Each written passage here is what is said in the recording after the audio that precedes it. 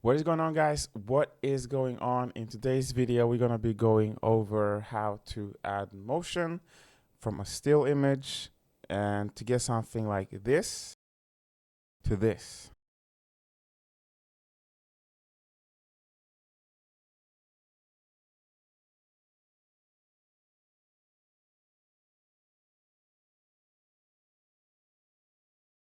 We're going to be using something called Wan Move. Let me just show you guys the demo page. So Wan Move's purpose is basically to allow you to take an image and tell it exactly how things should move, either by copying motion from a reference video that I just showed you guys, or by designing a camera move, as you guys can see here on this page, right?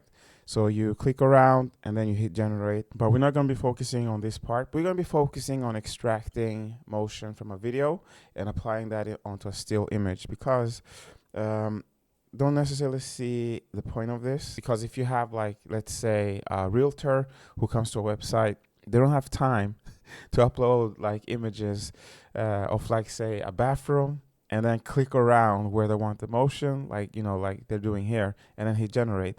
They want to upload the photo, select a specific movement that they want from a video reference, and then hit generate, and then keep it moving, right? This is why we're going to be focusing on that instead. And the funny thing is, they kind of like briefly touch up on it here, all right?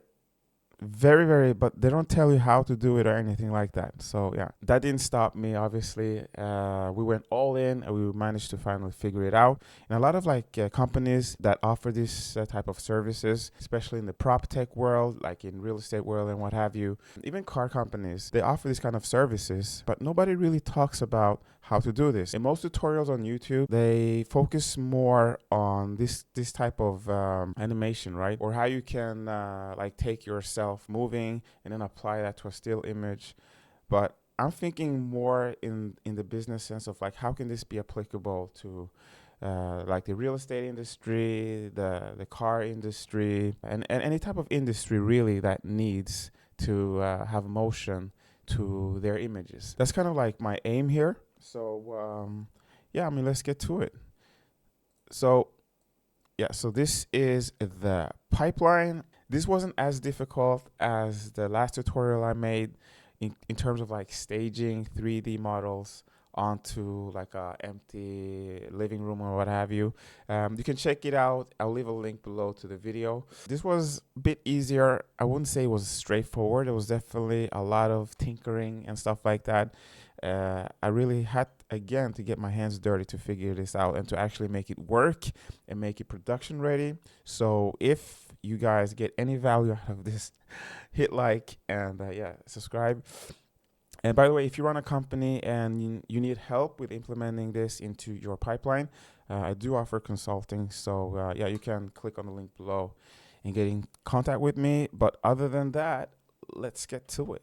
Yeah, so the first thing that we do, obviously, is to load the models. Now, I'm using the FP8 version because I'm running on a 16 gigabyte card. It's the RTX 5060 Ti, and it works great with my card. So this is the 2.1 model FP8 scale. The attention mode that I'm using is the Sage Attention, and this basically just helps with the speed. So the generation will be a lot faster. They claim up to 25% ish, but yeah, this is just to help it go faster. I have the offload device. This just basically means that since I'm only working with 16 gigabytes of RAM, during inference, I'm going to be basically leveraging both my VRAM and my RAM so that I don't run out of memory. My computer has 64 gigabytes of RAM in total. And then we have the V8. This is just a translator so that when we take the image and the reference video into latent space, the AI model is going to know what to do with it. And then we have the text encoder. This is where you will be adding your prompt. The beauty about this pipeline, guys, is that you don't have to write anything here at all. But the negative prompt I just kept. I tried to run inference with and without it. Didn't really see that much of a difference, but yeah, but I just kept it on anyways. Yeah, then we have the clip model. This didn't really do a lot, to be honest with you. Yeah, and this is the LoRa. This is just to speed things up during inference.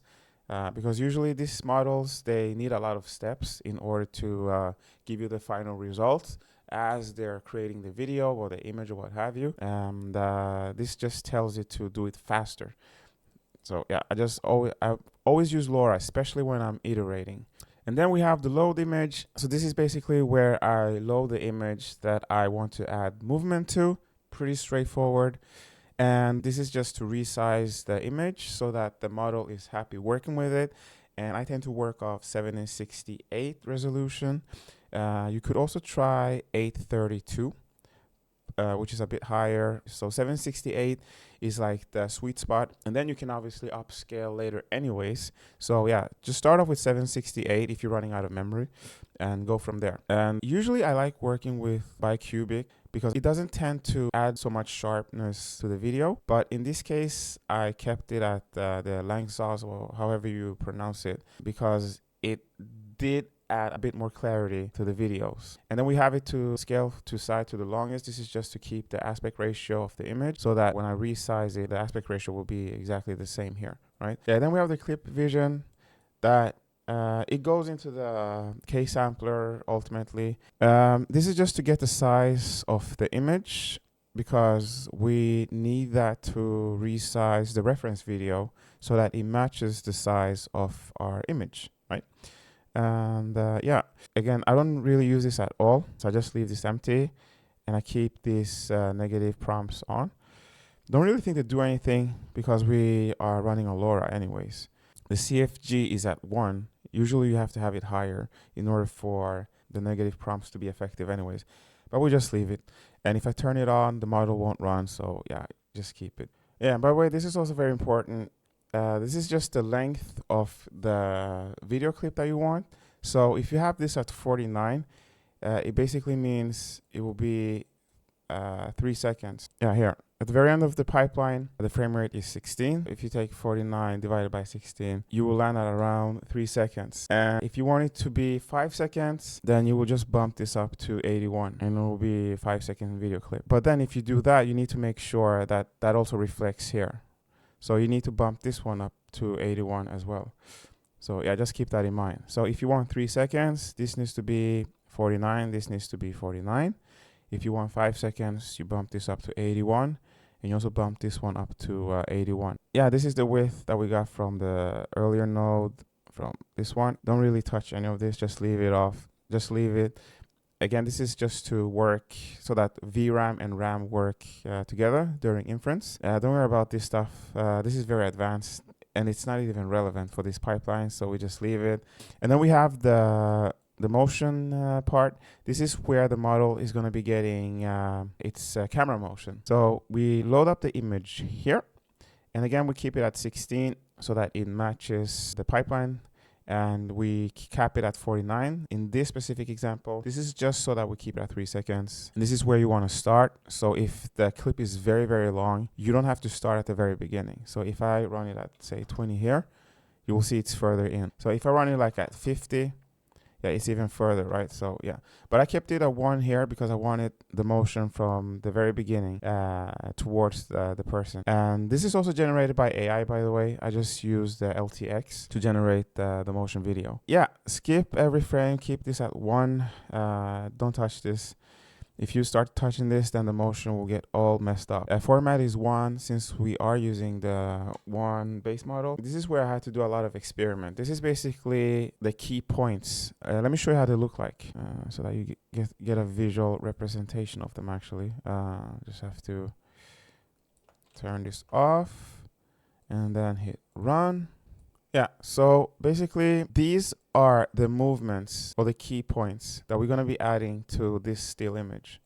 And as you guys can see here, it's going to be moving this part right here, this and this and this.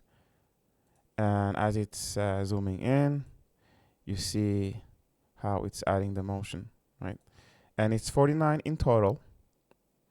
Yeah, and this is how we get the movement. And this is the node that's responsible for it. Now, I did a lot of tweaking, and if you want to add like the stable, predictable movement, I highly recommend you just copy these settings. The grid size is at 16, Grid size is just basically where the key points are able to start off from when you hit generate, right? So let's just keep it very simple. If you look at these black lines, let's say that they are the grids, right? If you have it at 16, you will basically have 16 of these type of grid lines. So these key points will be able to start off at maybe here, maybe here, maybe here, maybe here, here, right? Because we have 16 grid lines. If we run it down to, let's say, just one, and we only had like one grid line here, right? Then you will only be starting off at this section, and you will only be having movement here. If you increase it, they can be all over the place, because obviously the entire image or the reference video would have grid lines. So they could even end up here and end up here, here. Yeah, you get the point. So the most stable is around 16. That tends to be like where you get like a more realistic camera motion from the actual video. And this is just how many of the key points you want in total. I kept it at 20. That tends to copy the motion of the video pretty well. If you increase it, it will start like adding this parallax effects, and you don't necessarily want that. And if it's too few, the reference image will barely move. And then we have the confidence threshold. This is basically just how confident the model will be at placing the key points, right? So if you have it very high, then it will tend to favor specific sections that are highly likely to have movement. And if you lower it, then it could even like be here, right? Because you can see that there's a movement here as well, or a movement here as well. But since these sections are what kind of drives most of the motion, when you have it very, very high, it will tend to just be biased towards those areas. If I lower this, then it will be all over the place. It can even be like here, here, here, here.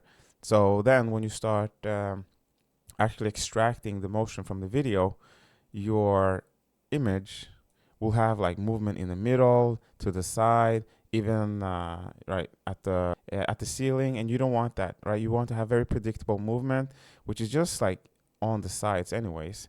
So that's why I raised it to 0.98. But you can tweak it around, but I wouldn't recommend going under 9.5-ish, right? And this is just the minimum distance. This is just how far they should be away from each other. Force offload, we cover that. And yeah. So that's that. And then this node is just responsible to making sure that the image and the video merge before we throw them into latent space, right? Because if you see where this is coming from, right, it's getting the tracking from here, right, into here. And then, and this goes into this one. This is just so that we can see. This doesn't really do anything. This is just so that you can see where the key points are actually added to the frame. Anyways, yeah, so yes, we take the image embeddings, but also we take the image obviously here, right? And it also ends up here, because you can see if you go to, yeah, if you follow this node right here, it goes into this one. And if you then follow this node right here, you can see that it ends up in this one, right? So yeah, again, this is just responsible to merge these two together before we throw them into the K sampler. And then we have the block swap. This is just so that the VRAM and the RAM work together during inference, because I'm only working off 16 gigabytes of VRAM. So I have to use this, otherwise I will get out of memory. I keep mine at 20, tends to be the sweet spot. If I'm generating 3-second videos, I have the prefetch block at 2. If I'm generating 5-second videos, where I bump this one to 81, and also this one, I lower this one to 1 instead. Otherwise, I will run out of memory. Yeah. So the models, we've already covered them. Those are here. These are basically the painter, as you can say, that will basically be taking all of the 49 images that we have from the video and also add 49 images from the source image into here. And the image embedding, that was the node that we covered here, right? That merges the source image and the video into reference, into latent space, and throw it in here. And then the text encoder, which doesn't really do anything. And also, before I go over that, the reason why I don't have any prompt here is because these key points and the image itself, when baked into the pipeline, is a strong enough cue for one to know what to do, right? So you don't really need a prompt. Then we have the steps. We have 6 steps, obviously, because we're running with Lightning LoRa.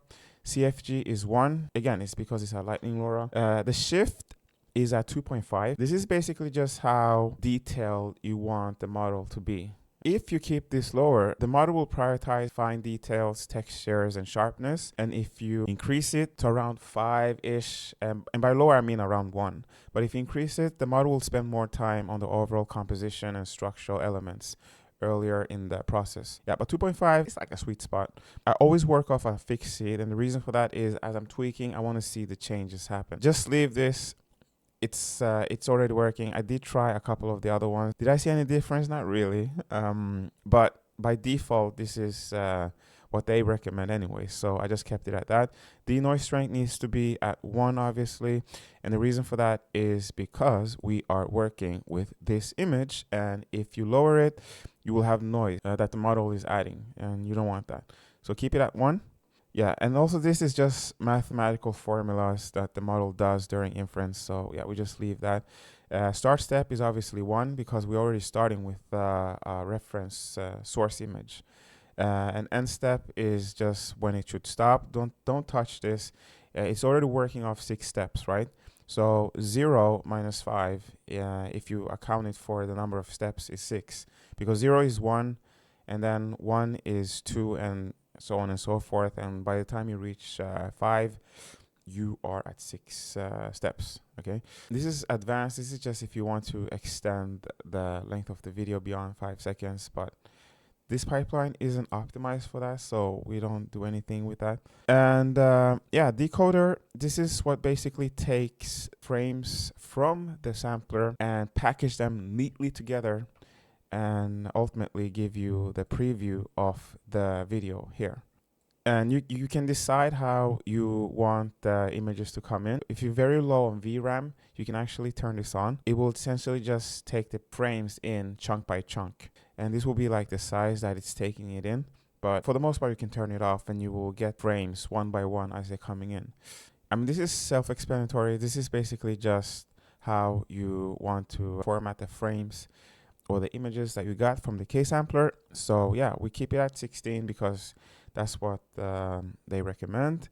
Yeah, the prefix is just naming convention, and yeah, the format is U420p. I just kept it at that. And then we have the CRF, which is just stands for constant rate factor. This is just to be able to retain quality throughout the video. The lower, the better. I just kept mine at 19. You could also try 18, but didn't really see that much of a difference. I usually upscale anyways after the video is done, which I'm going to show you guys in a second. Yeah, you definitely want to be saving metadata. This is just so that you save the workflow into the video. So you can just drag the video into Comfyui and you will have the workflow. Yeah, so after that, we upscale. It's very straightforward, guys. We have the input image here, and you can just take a print screen of this workflow. And again, I use Seed VR2. It's amazing. It's straightforward. Upload the video, hit generate, you're done. Okay, and it will spit out an HD quality out of this. This is actually a great example. As you guys can see, sometimes this kind of edge cases happen. For example, here where you can see that the bathrobe is like levitating. Obviously, it should be still, but the fix for that is pretty simple. You just generate the video again. Okay. And what I would usually try in this instance actually is to try another seed. Okay, guys. So, so here's another edge case. I mean, here, like here, Like a person just came out of nowhere, as you guys can see. So again, we just prompted again with another seed, and then we were able to get this. As you guys can see, it does have a couple of edge cases. So if you want to be using this in your production pipeline, then you need to make sure that you don't use the Lightning LoRa, you only use the full model. And the reason for that is with the full model, you can increase the CFG, which basically means the model will respect your prompt. So you would be having in your negative prompt here, and humans, and warping, stuff like that, right? And the model will actually respect that. So then when you generate, this person won't come out of nowhere, right? But when you are iterating and you're testing things out and you're just tweaking stuff, it's fine to use the Lightning LoRa and 6 steps. But if you're deploying this to a production pipeline, again, yeah, you have to use a full model so that you can increase the CFG and also add, like in the negative prompt, humans. Anyways, hope you guys were able to get value out of this. We are cooking this here, guys. We're going to be going over so much cool stuff that you can do with AI. So if you don't want to miss that, obviously be sure to hit subscribe, comment, hit like, and I'll see you guys next time. Take care. Peace.